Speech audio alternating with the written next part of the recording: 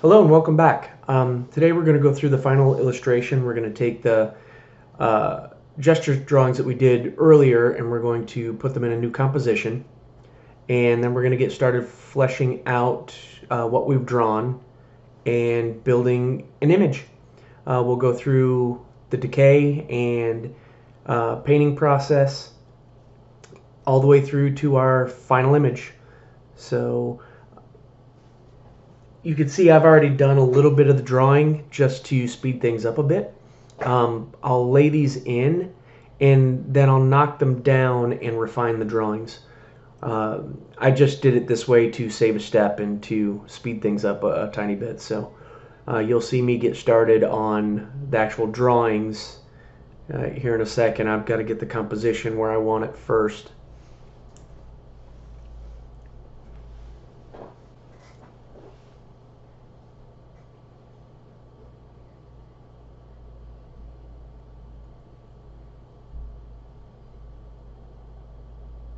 So here I go, getting started on refining the drawings. You see I just did a quick lay-in of anatomy. There really isn't a ton of detail there. And this is where I'm making decisions on how long the zombie's been deceased, what kind of decay I'm going to be representing, what they'll be wearing, if anything.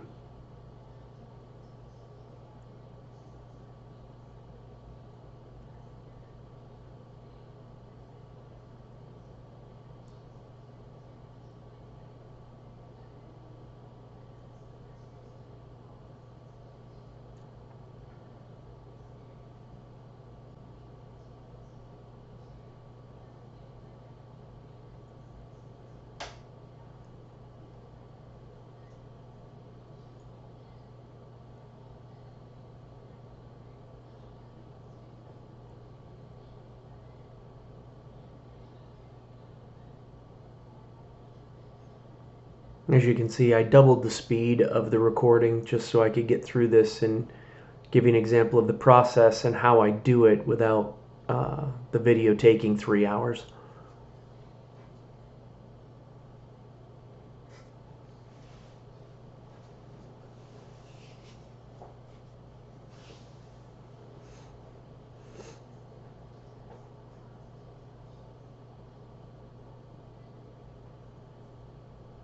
Making sure to put in all the bony landmarks and the anatomical structure.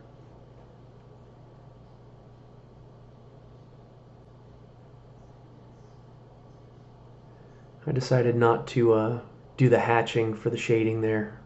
I'll do that later with multiply layer. Adding some of the decay, massive bite mark with a removal of tissue.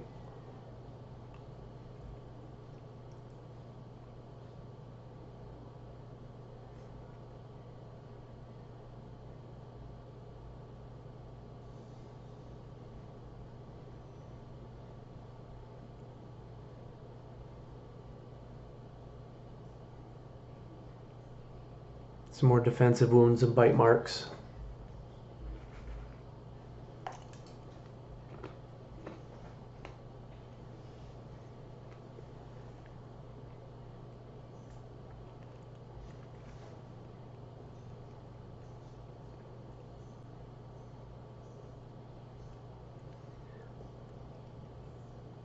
So making decisions like this can play a big part in the type of decomposition that you have.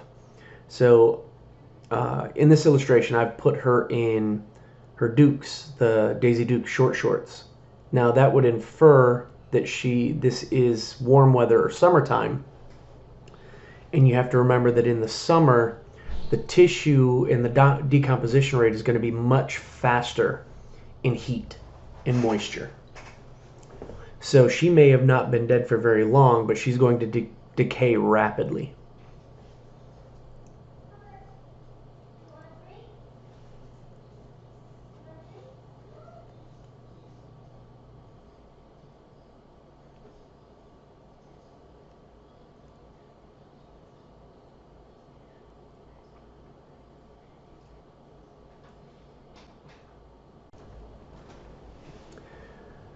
You see me drawing the hands here. In my opinion, being able to draw hands and feet is an extremely important part of doing believable illustrations.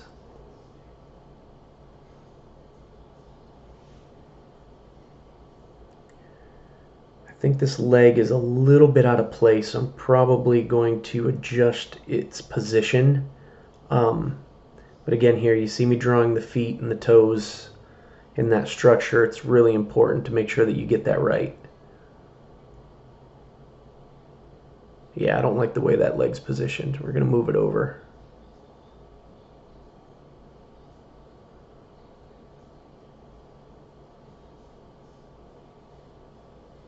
It's better now. The weight sits a little bit more in the middle.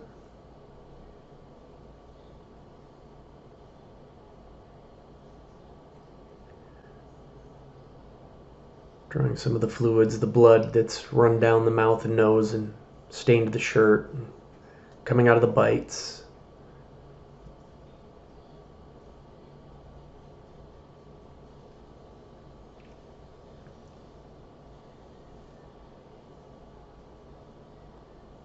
Remember, specifically with the female character, the more lines you add and the more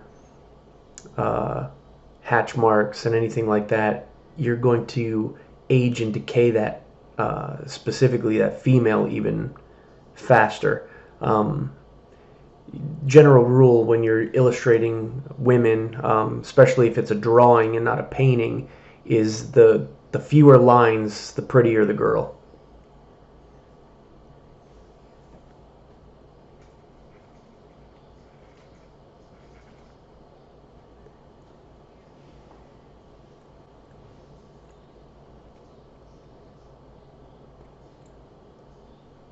Started on our guy in the back here. He's at a much more advanced state of decay than she was.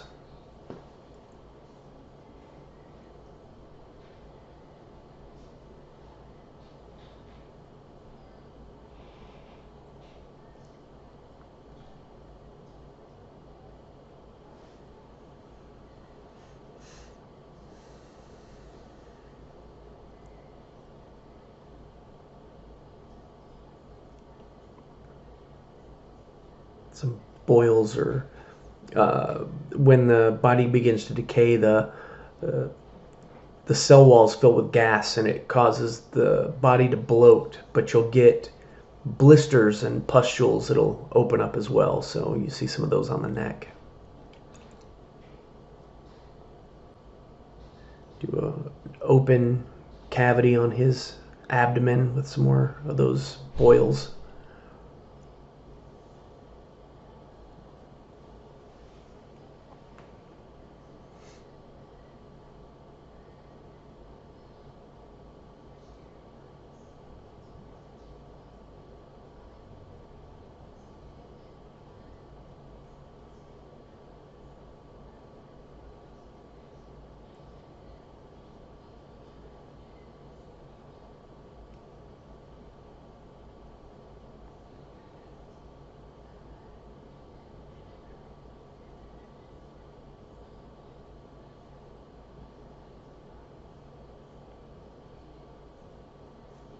His finger's big. There we go. Make them a little smaller.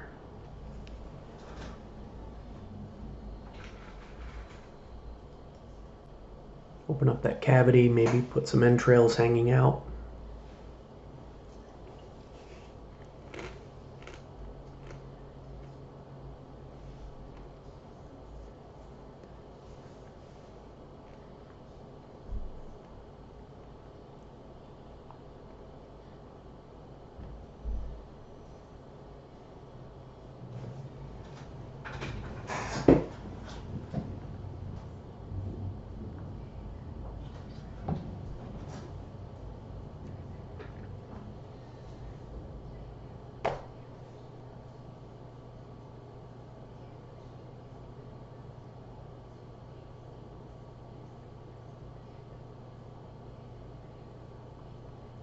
Maybe I'll leave a shoe on this foot.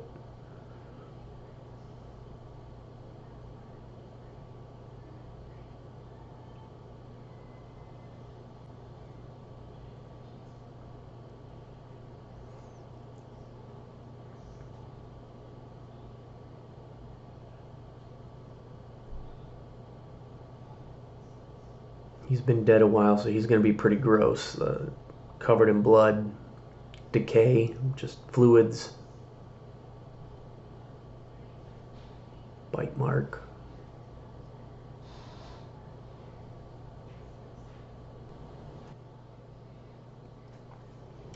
I'm going to get into starting the environment a little bit, just to lock them into some kind of lighting scheme.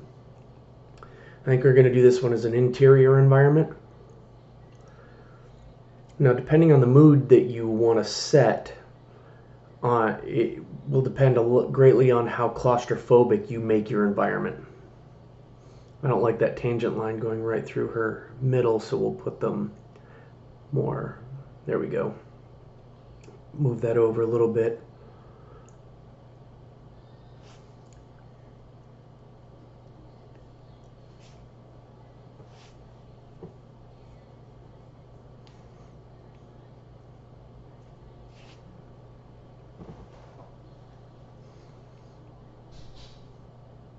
I think this door is a little bit short. I think it needs to be higher than that.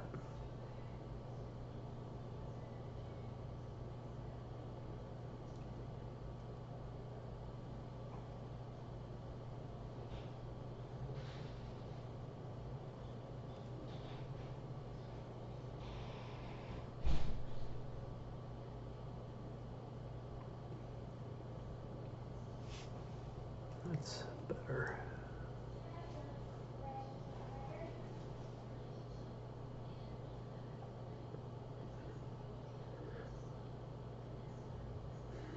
Possible lighting and shadow indicators.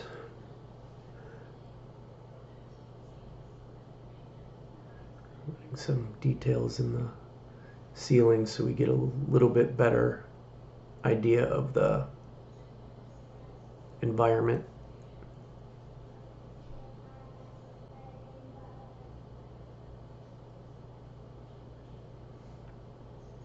See, I had a strobe pop up there. Using that shift key is a pain sometimes, but I'm not going to sweat it too much. I'm going to go in and paint over all this anyway, so we'll just make a quick fix to the lines and move on.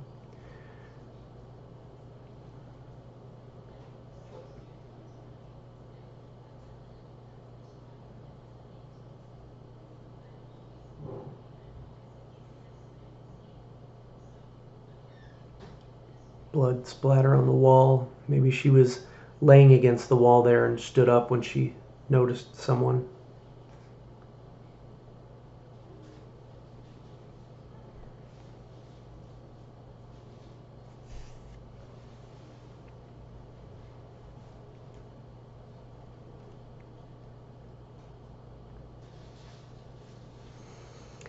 This is where we went over before in the other tutorial. I like to work on about a 50% gray, 35 to 50% gray.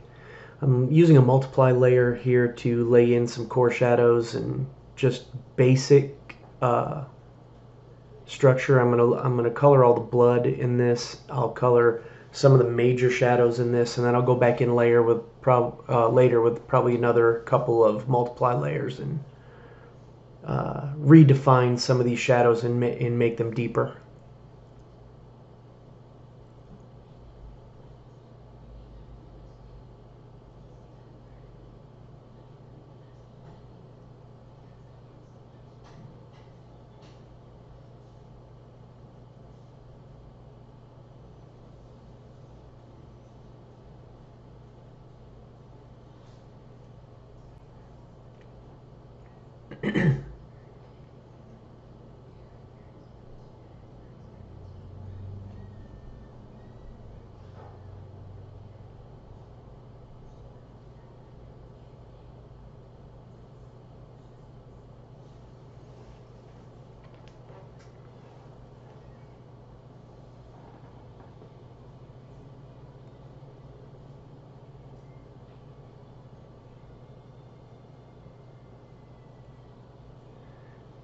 I don't remember whether I addressed it or not. I think that hand is a little bit big.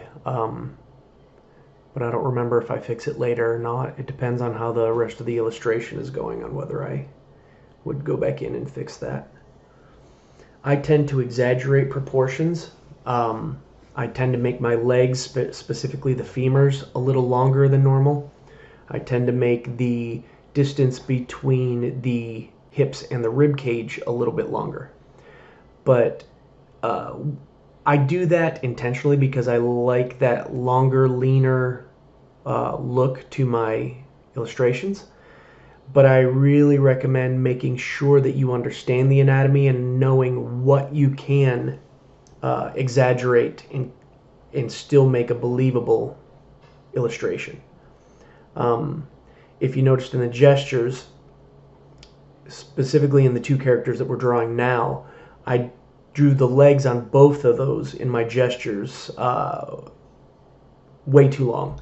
And I addressed it when I did that initial block in. I shortened the legs on both of those gestures before I drew the interior of the structure.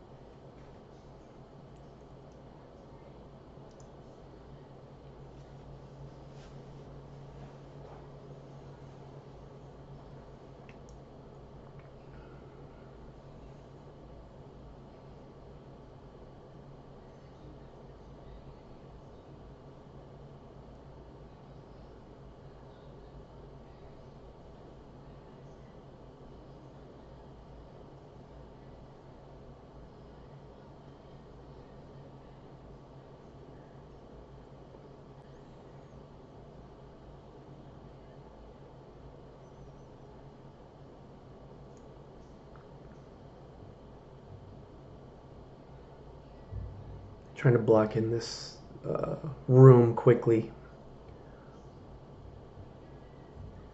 The details inside the room are going to fall back into such deep shadow anyway that it's not really worth the time to draw them in. If depending on the lighting scheme I do, I may go in and do some of the base details down near the floor where the light will be pooling in, but we'll just see how the rest of the illustration goes. I'm a little bit more concerned with the subjects and making them stand out than I am that background and making it perfect. So I've added another multiply layer here just so I can knock that room back even further.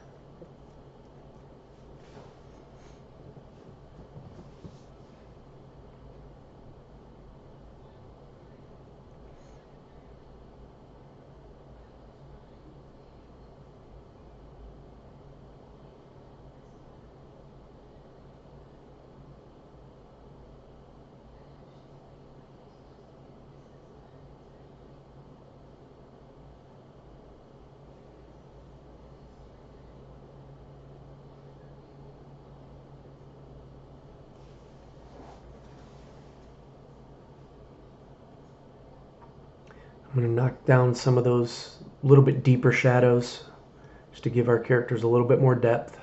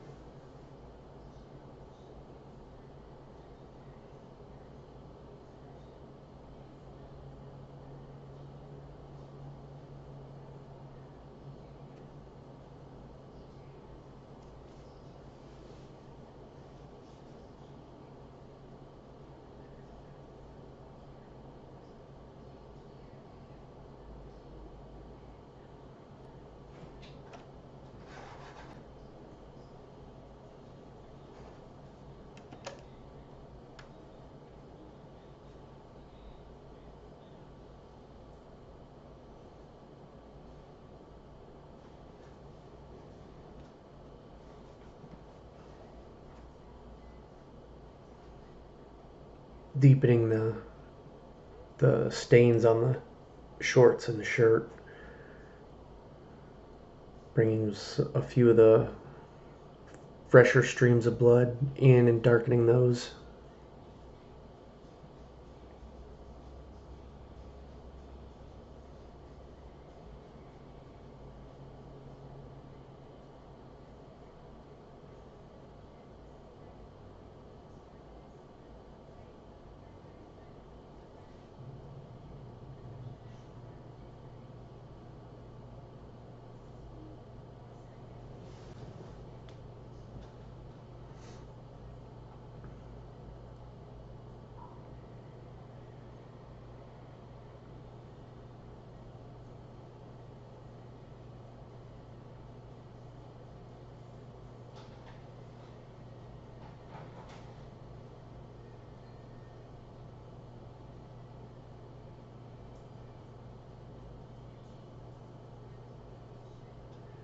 So what you saw me do there is just to bring in a little bit more of a focal point.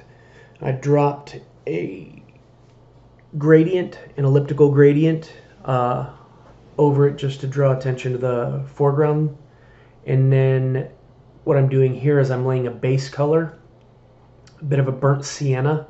I'll go in later and mute that down and do another layer on top of it of a blue. So I've got that warm and cool, and it'll help me keep the flesh tones where I want them.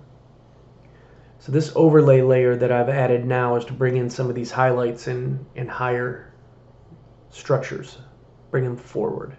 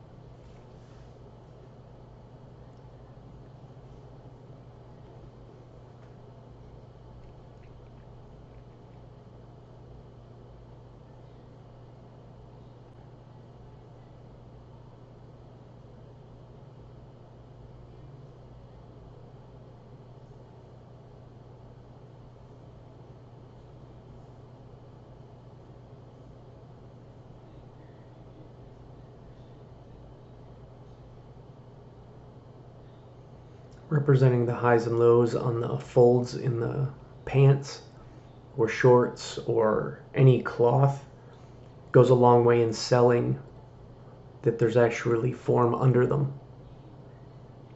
Recognizing the pinch points and making your folds move off of those.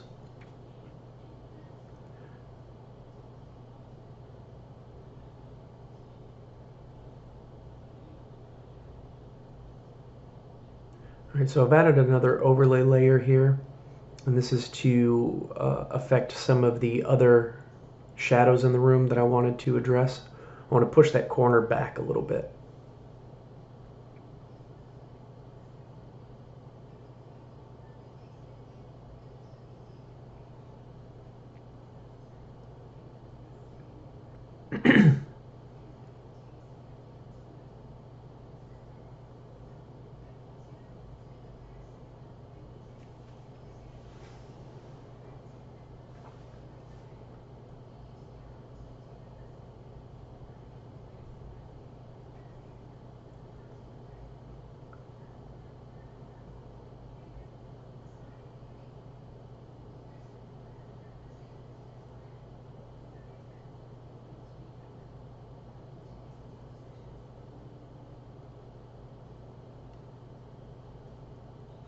So I've laid down a bit of a flesh tone on the arm and then I adjusted the hue and saturation until I got it the tone that I wanted.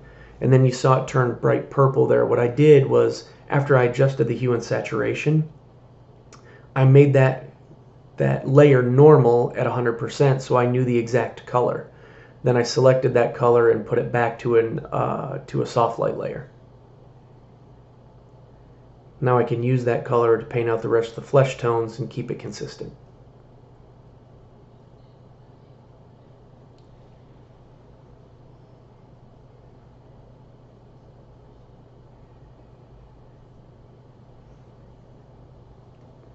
The ability to adjust the hue and saturation on any specific layer is something that I use quite a lot. Going in and adjusting a color once I've put it down to find a better balance is something that I think is pretty important in my work.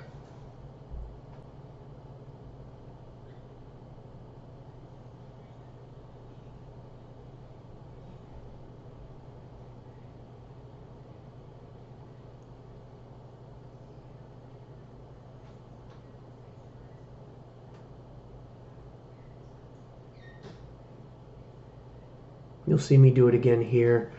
I select this blue for the jeans or the pants that he's wearing, and I go over and do the same on the shorts that the female is wearing. And then I'll go in and adjust the hue and saturation and lightness of them just to get a little bit better color that's not so saturated.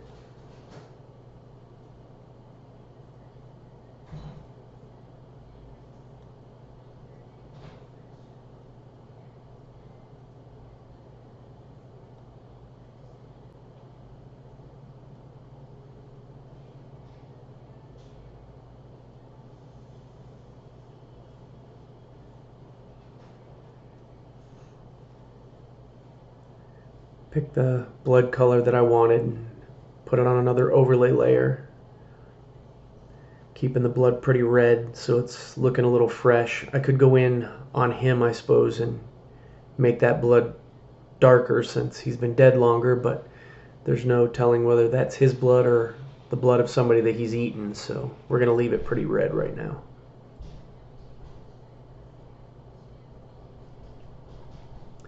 And don't worry about destroying the details that you've laid in. We'll go back in at the end here and readdress some of those details that we're obliterating right now.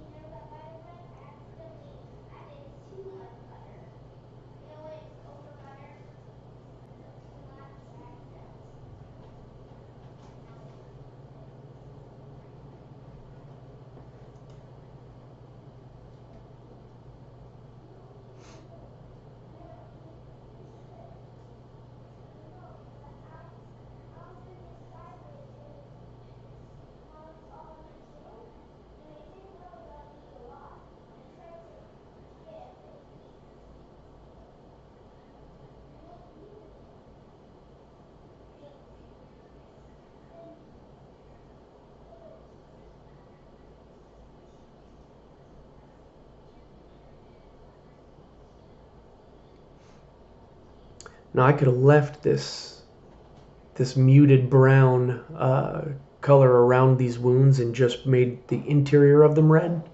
If I wanted them to look older, that's what I would have done. But I wanted these to look a little fresher, and the blood to look a little fresher.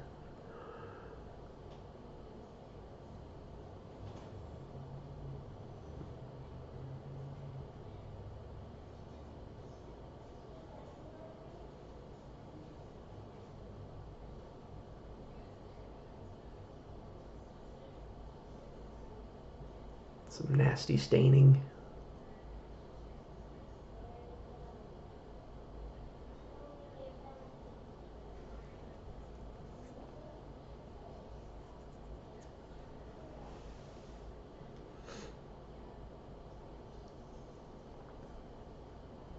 You'll see me do that quite often.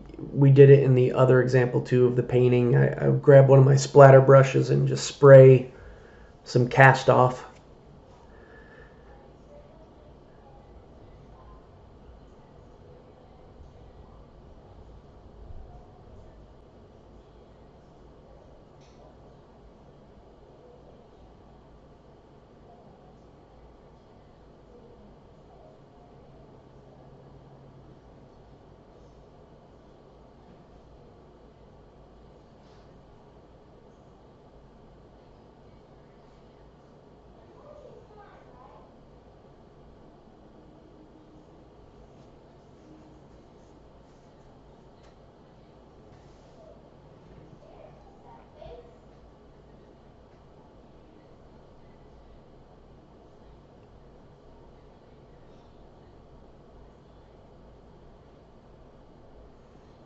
the more I zoom out and look at this, I'm realizing that she is too big. For the room that I've drawn and the scale, so I'm going to have to go in and make some adjustments here to her scale. But I'm gonna finish a lot of the painting first, and then go in and scale her down, and then make the appropriate adjustments to the background. It's just entirely too difficult at this stage. I probably should have addressed it earlier in the drawing to scale her down when she's not flattened to all the layers that I have. So I'm going to have to flatten the image before I can scale her down now.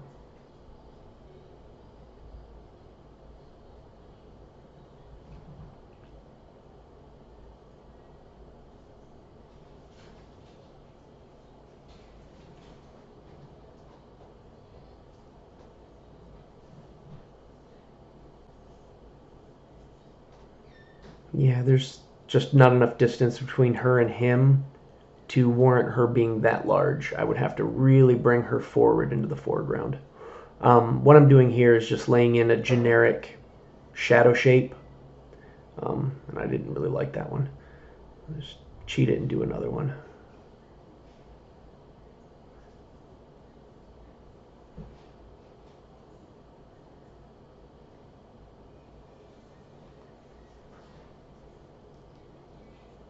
And then knock out the shadow from the flesh. So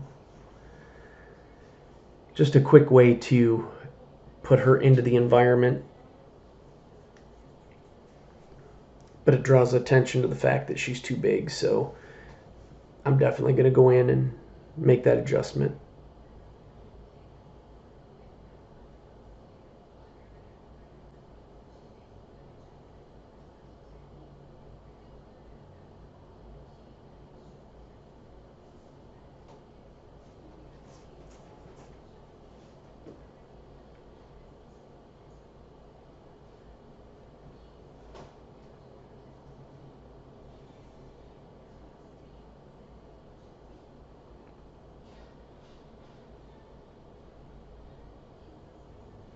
Tend to get a little carried away with detailing where I should really flatten it here before I do any more and adjust her size, but I don't.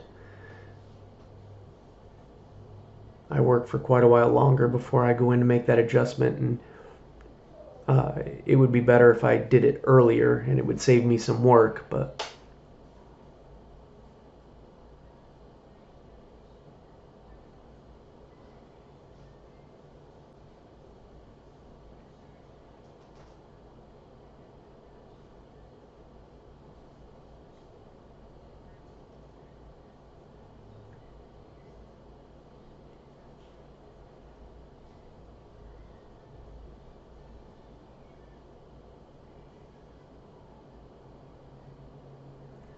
so I'm testing different lighting schemes. I want to keep a bit of the warmth in the image, but I like the blue-gray, so what I'm going to do is duplicate that layer, knock it to the blue-gray, and then adjust its opacity so that I still get some of those blues and grays in there, but I'm able to keep the flesh tones a little bit more pure.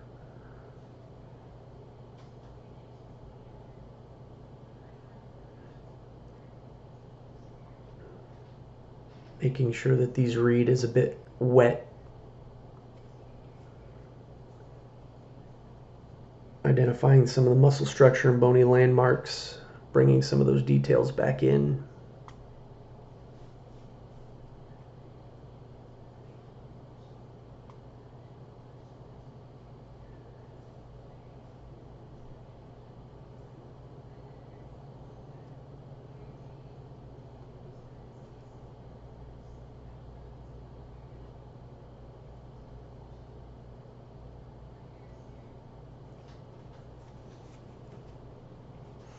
Now you don't have to do this with a white. This could be an orangey yellow color. It could be a brighter red, but I tend to do it in white depending on the image.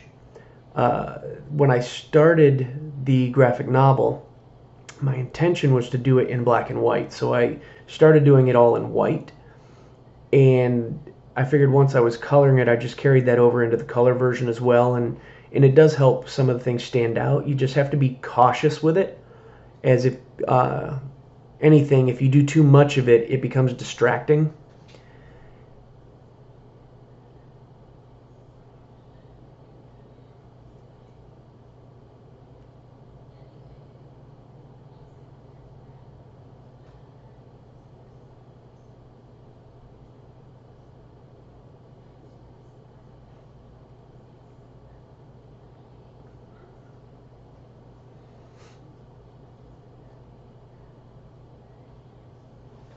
This is where I talked about bringing back some of the detail in the pants that we obliterated earlier by laying in the deeper colors.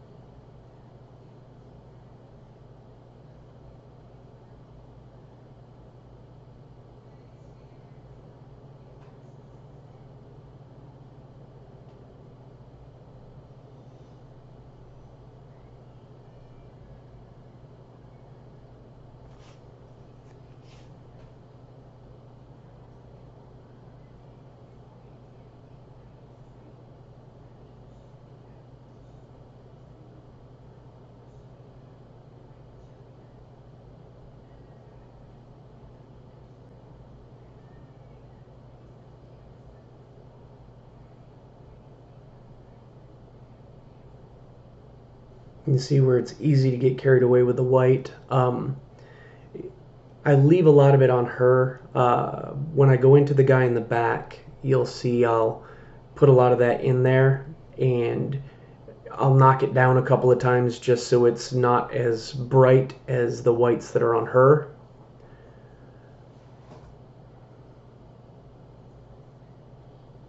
But it's very easy to get carried away when you're adding it.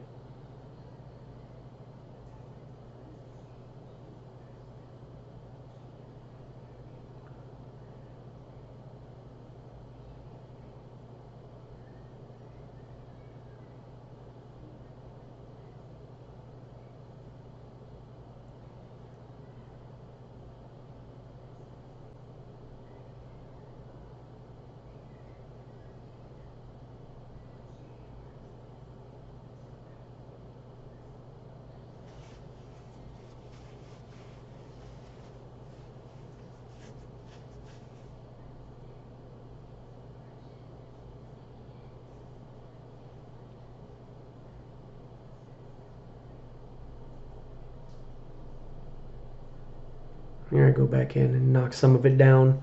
I want it there so you can see some of the details, and I keep them forward.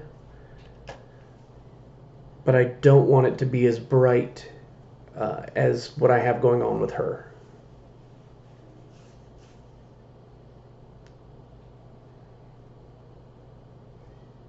And this will fall down to personal preference.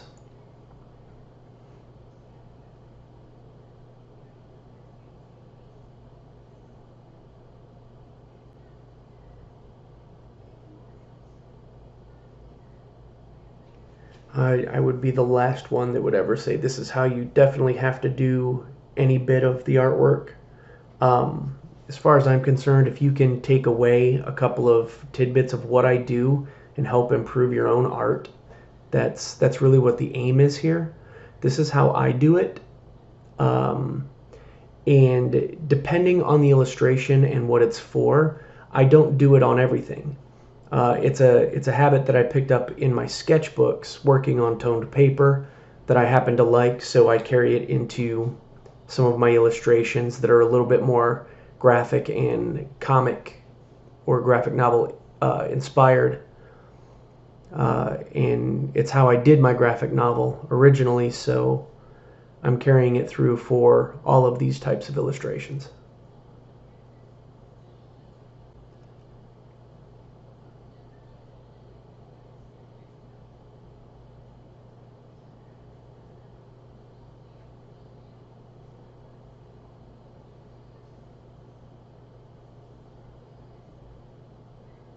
Knocking down some of those just so they're not as bright.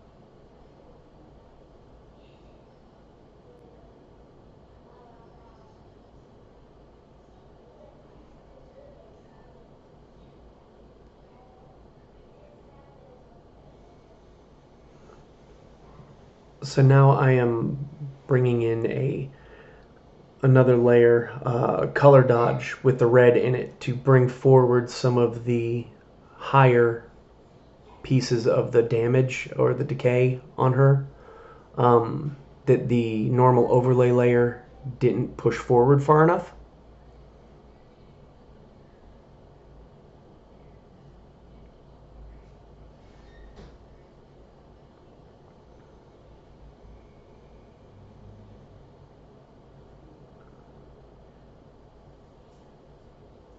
Bringing back some of the folds in the shirt.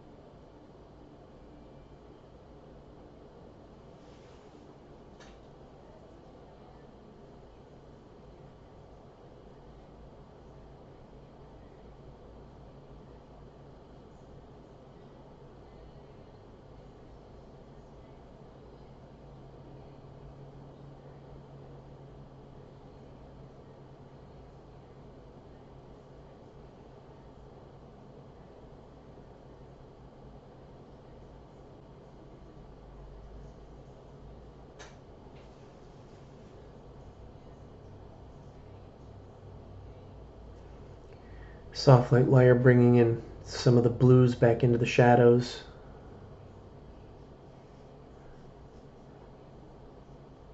Hue and saturation to get the actual color that I want. With this much blood loss, some of the outlying tissues, as they lose oxygen, will start turning blue. So you want to make sure that you're laying in some of those colors as well.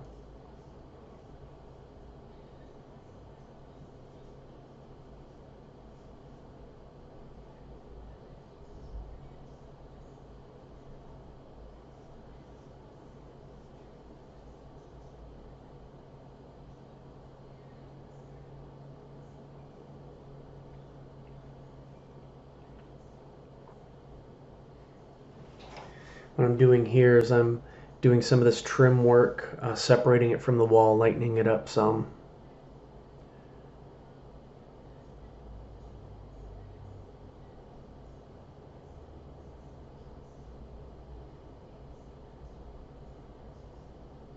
And then dropping it down under my shadow layer so that it still has the appearance of being a white or a gray, but it doesn't disrupt the overall tone.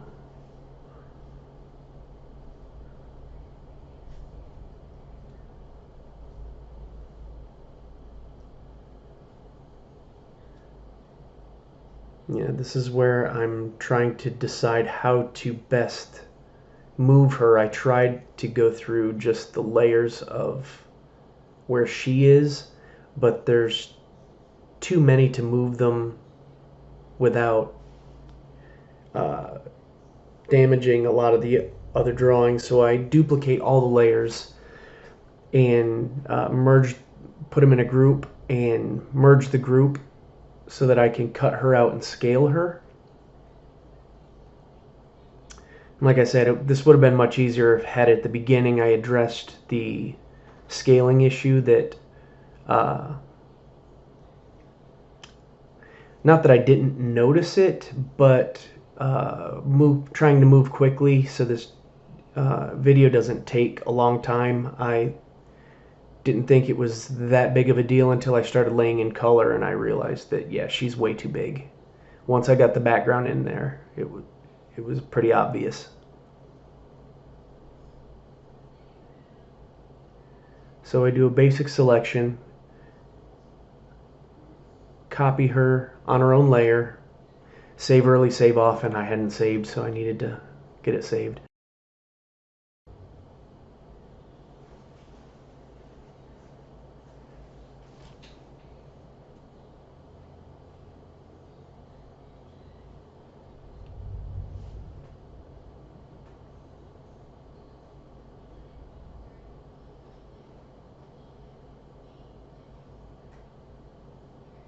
And what I'm doing there is, since there's a gradient on the background, I'm selecting the colors at that same level of the gradient so I can keep them pretty consistent throughout. And I can make her disappear without destroying what I've already done.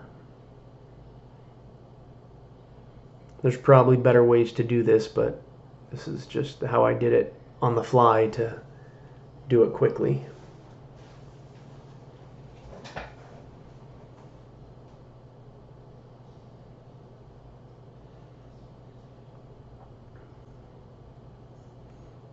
And you can't be afraid to do this in your illustrations. There's a lot of times where I'll have almost an entire illustration done and notice something that's glaringly wrong that I'm surprised I didn't notice earlier, and just go in and erase it all and start again. Don't get so married to the work that you've done that you can't uh, go back in and make the necessary adjustments for the piece to work.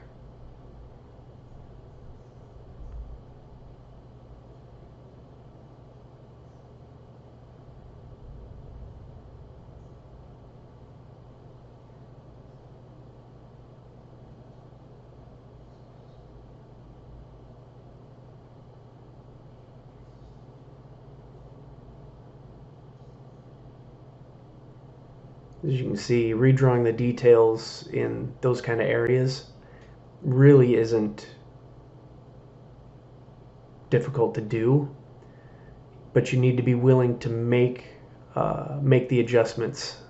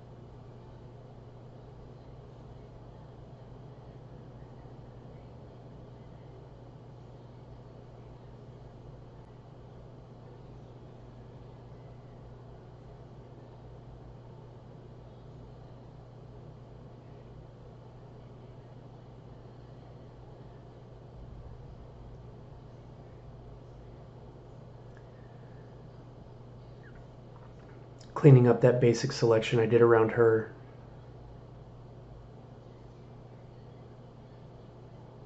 So I can see if there's anything else that I need to fix in the background.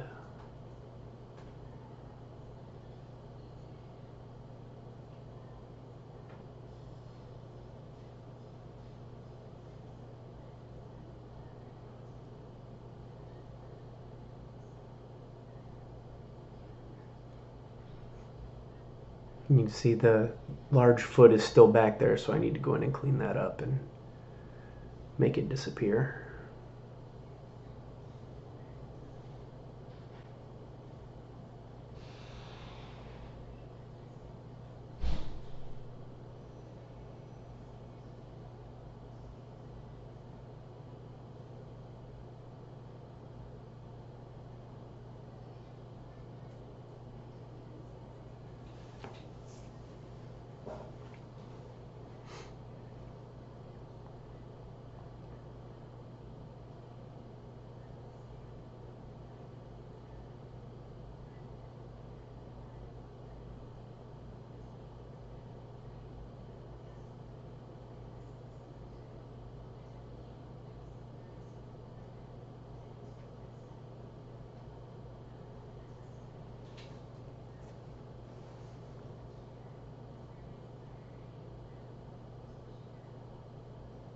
Now I'm just cleaning up that background paint over that I had done to make sure that there's no trace of where she used to be.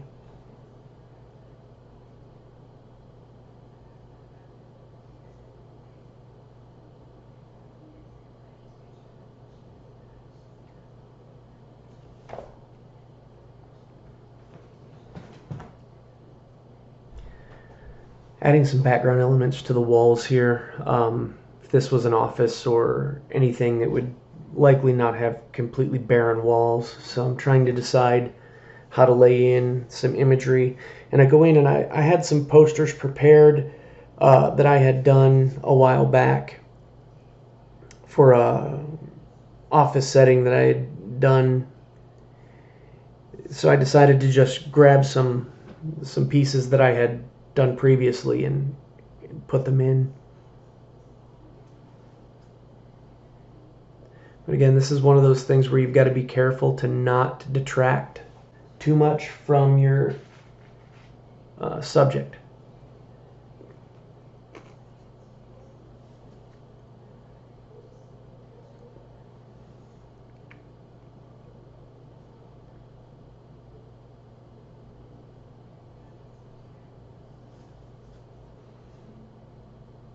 And then I decided I didn't like the X in the corner. When I had done this originally, I had done it to represent a piece of software. So it had the red X to close it out, but it didn't seem to work in the context here, so I removed it.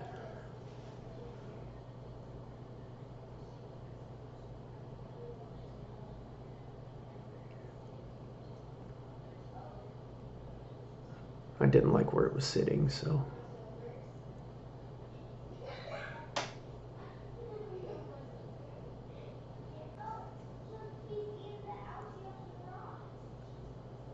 I'm going to bring in one more.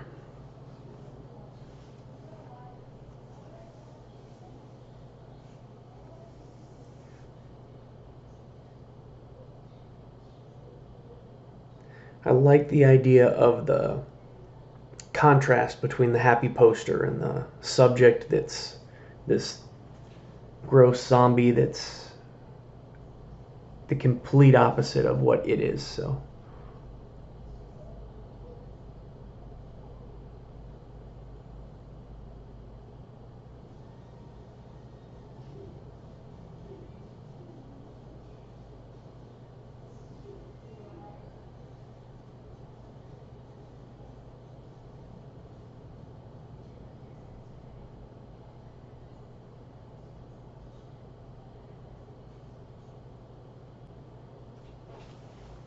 adding a few anchoring shadows to the imagery.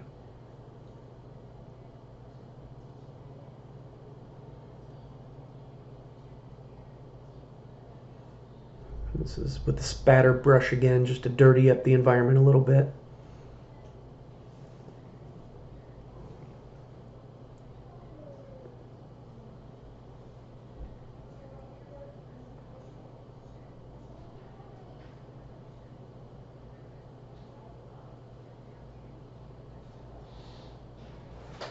brightening her up a little bit more to pop her from the wall.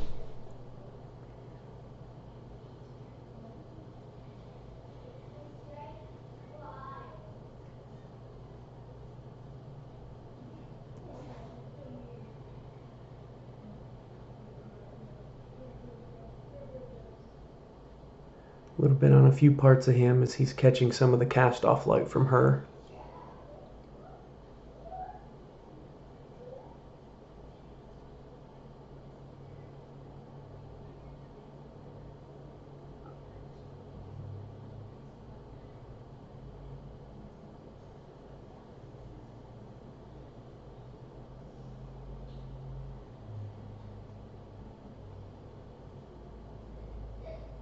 So now I'm doing a general hue and saturation pass of the entire background, including the secondary subject, to push them back and bring her forward.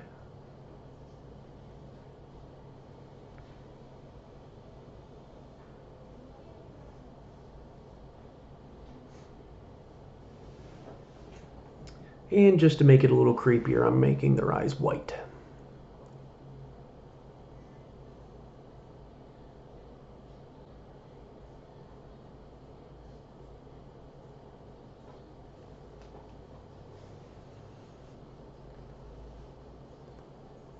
Now I'm bringing in a few foreground elements, making them black, just so that we have a solid structure of immediate foreground, middle ground where our subject is, and background where our secondary subject is. And we're also guiding the user top left to bottom right and keeping them moving in the direction that we want them to be.